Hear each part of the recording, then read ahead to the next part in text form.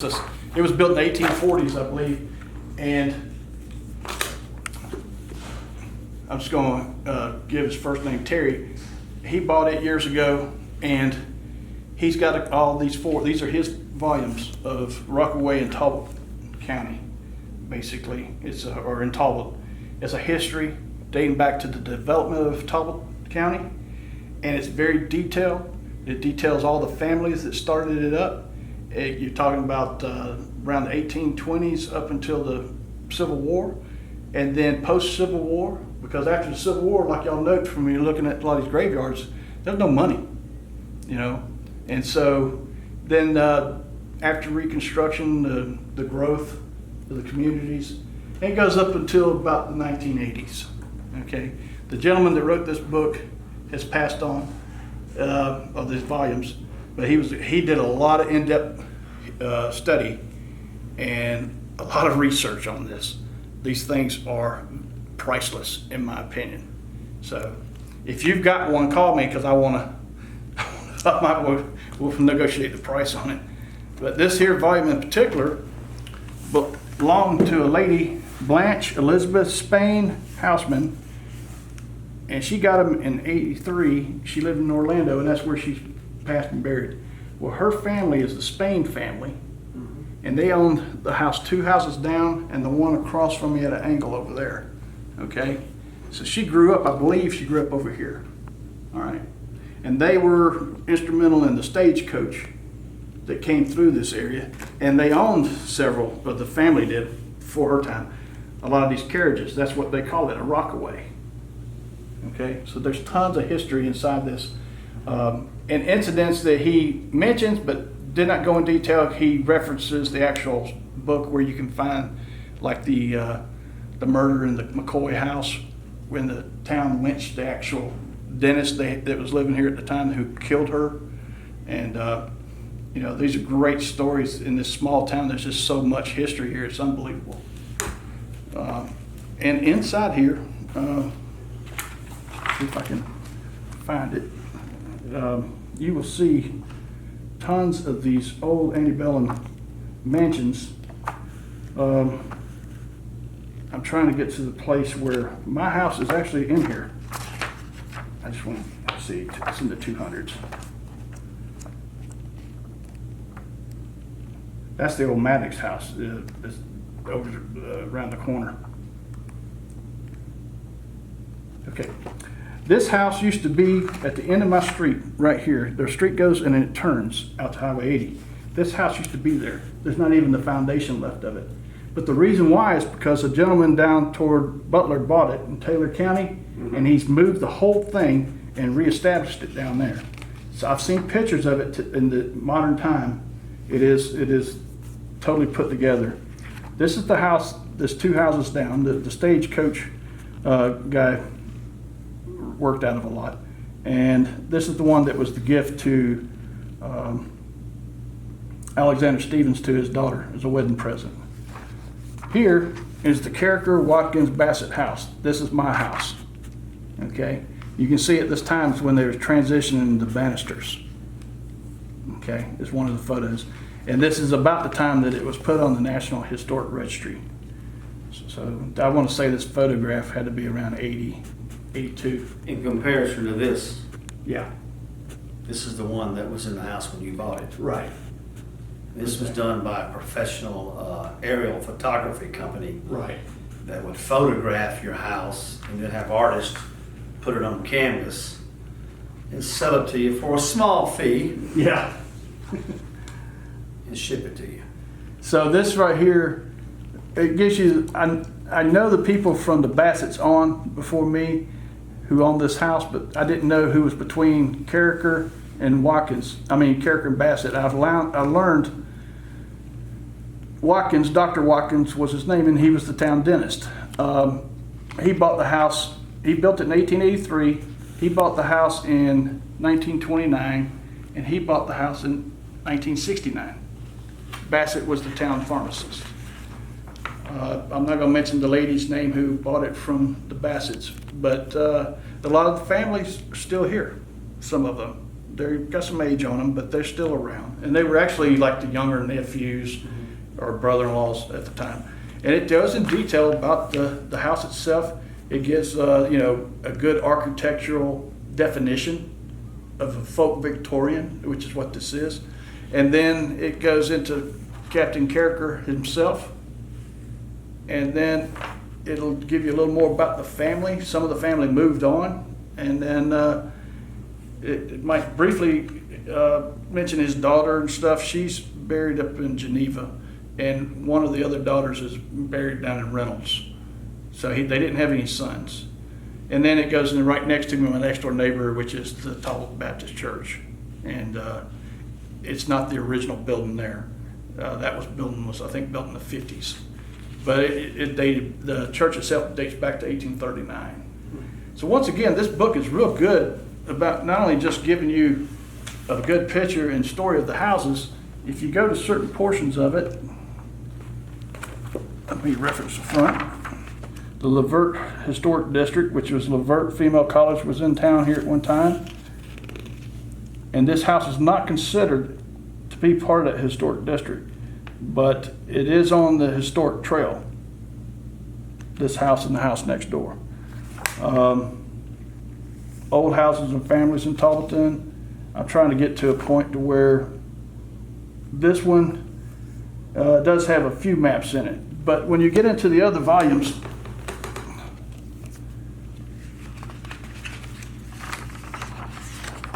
the Redbone District. Okay, go to 69.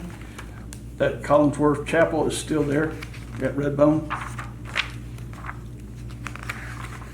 Here is a map. Okay, and you're looking at Pobitty Road right here, and then the Flint River coming down. Look at them. You can do is Collinsworth Church is number 1, I believe. Here's the legend to that map. Nope, I'm wrong. Robert Garrett Knoll Place. And so there you can know that right there, here's the church off to the side there is the actual location of somebody's house at the time. And there are some antebellum plantations back in here as well. Okay. And so that's a good sign, a good way of locating some of these people. Or you locate who owns it now, you locate that. But there are, not only are these houses, some of them are just old cabin houses, okay, from the early 1800s, pioneer homes and stuff, but then some of them were built real nice. Now around 1826, when was this town established? 27 or 28. 28. I believe it's 28. In 1826, the Flint River, and I might be mistaken by a year, but I think it was 1826, the Flint River was the boundary of the part of Georgia that was accessible by white settlers. Right. Everything west of the Flint River was Native American. Until 1828.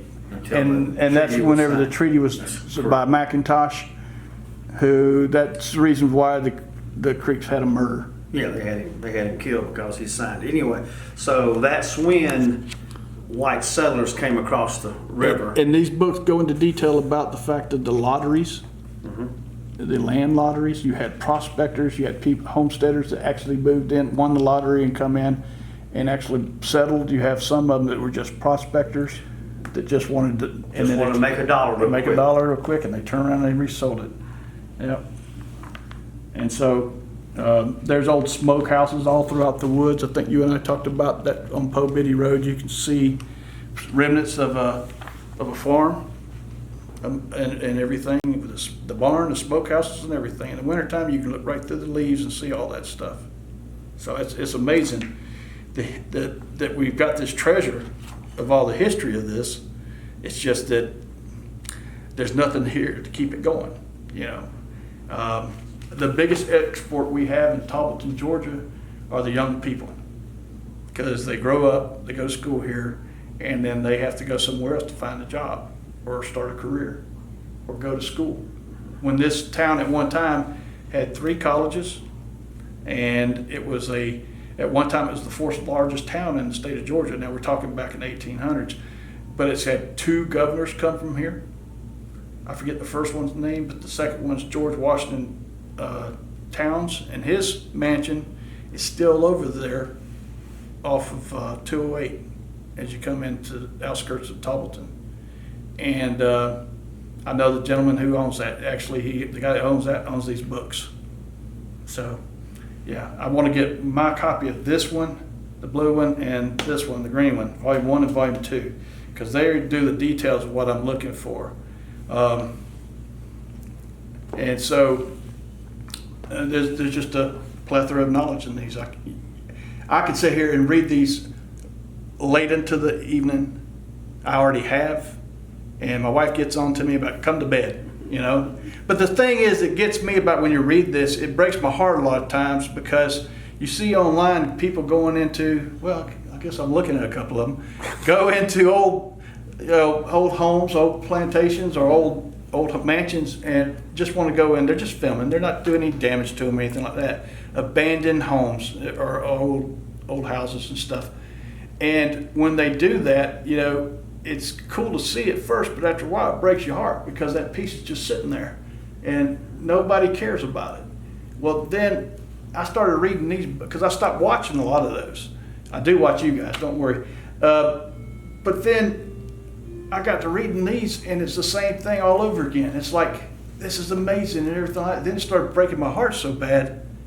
You know, how much has been lost, how much has been lost.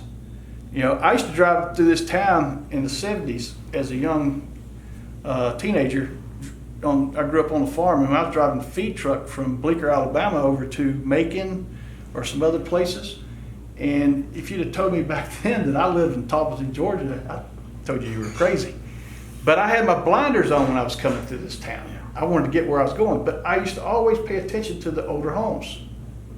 Well, a lot of those are gone. The ones I used to see, not to mention the peach orchards and everything that used to be down here at the Jordan farm. Okay, it used to be on both sides of the road. It's long gone and stuff. A good, interesting story though, real quick, was I was reading this. I'd been reading these, and I was in depth into them, and I found out who owned this house, you know, in the sequence and everything. I wanted to do a map recon of some things on Po Biddy Road. I still love going up and down that road. Well,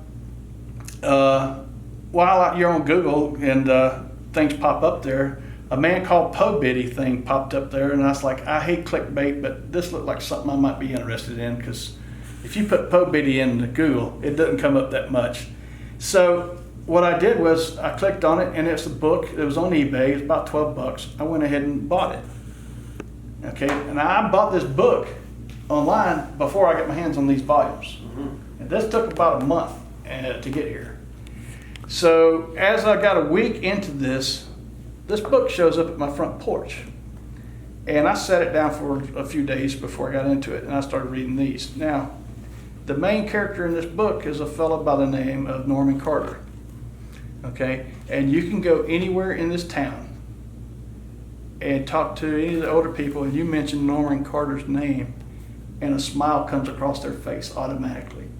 He obviously was a heck of a character. He grew up in Talbot. He played baseball for the high school. He played for a minor league baseball team. Everybody doesn't know this. All these small towns used to have minor league baseball teams. Their biggest rivalry here was Buena Vista. They played teams in Columbus. They played teams in Manchester, Griffin, Thomaston, Opelika, Alabama, all these places. But you know, their main pitcher was Norman Carter. Okay, and as I'm reading into this, it talks about how the town was so small. You know, it had a Ford dealership. The operator they didn't have a phone directory, because the operator knew everybody. She would just patch them through. And it was telling a story about one gentleman who got back from the Navy in World War II, got to San Diego, and he wanted to let his family know he got home alive. So he had the operator in San Diego do a person-to-person call to Talbot, Georgia. And she asked him for the phone number, and he's like, I don't know, he didn't even know his own number. So he called, got the operator here. She goes, oh, I'll patch you through to Miss Watkins. And it dawned on me, who was this calling? It's the author of the book. And I looked there, and I was like, Watkins, Charles L. Watkins Jr., his dad was Charles L. Watkins, who was the town dentist. The gentleman who wrote this book grew up in this house. That'll make the hair on the back of your neck stand up. And then later on, I found there's a mound in my backyard that I kept wanting to flatten out because it was just something I hit with my lawnmower all the time. And after reading this book and finding out that Charles and Norman were good friends, and as they grew up together, they learned to pitch baseball in this town. I'm sure they had more places where they practiced, but they actually practiced in the backyard. That mound is a pitcher's mound. So I'm not tearing that mound down. I'm leaving it just like it is. And it dates from what time? It's got to be from the 30s and the 40s. The 30s in particular, because they were young in the 30s. Yeah, because Charles went and fought in the Navy in World War II. So it's a great story, and I've got people lined up to borrow this book from me because I can't find another copy of it. But it doesn't just talk about Norman, it talks about the people, and it breaks it down. This town had a bowling alley, it had a movie theater, and a pool hall, and Norman owned the pool hall. He was the type of character who's good at anything he ever did. You know, athletic. He was a natural born athlete. He injured his arm just after high school and stuff, or while he was in high school, and he was a right-handed pitcher. So during his downtime, he learned how to pitch left-handed.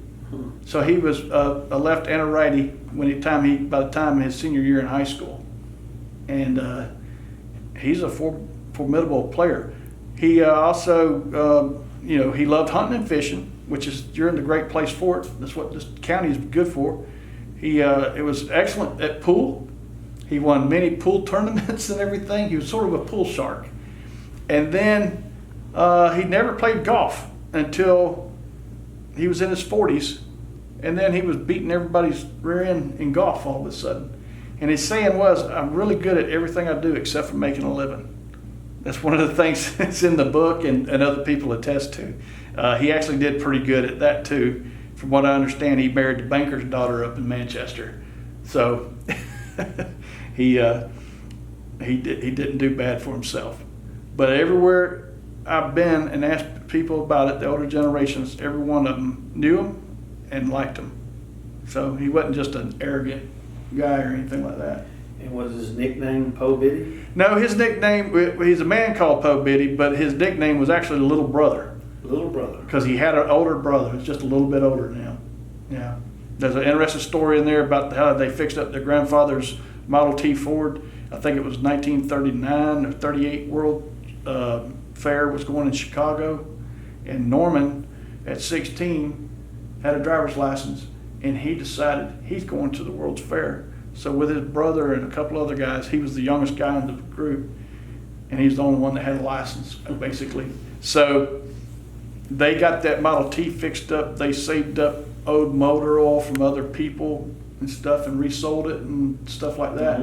Because they didn't have any money in the 30s, Depression. His daddy was Norman's daddy was actually the town doctor. And, doctors during that time, could only get paid what the people had to pay them with. So they weren't rich. But anyway, they saved up their money and they took off here and they got to Chicago, drove all the way to Chicago.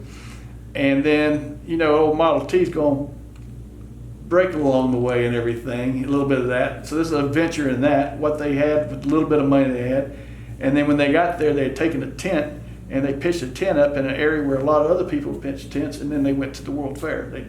That's where they'd sleep at night.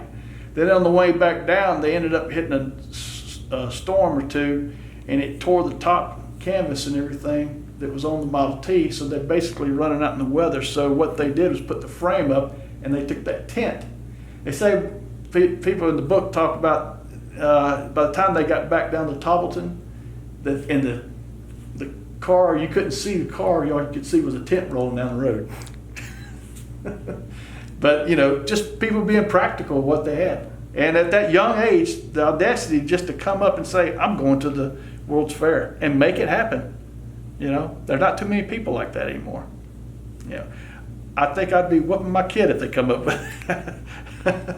So, yeah, it's a really interesting story. There's a lot of good history in there as well. So, and it just shocks me that I'm reading the book of the guy who grew up in my house.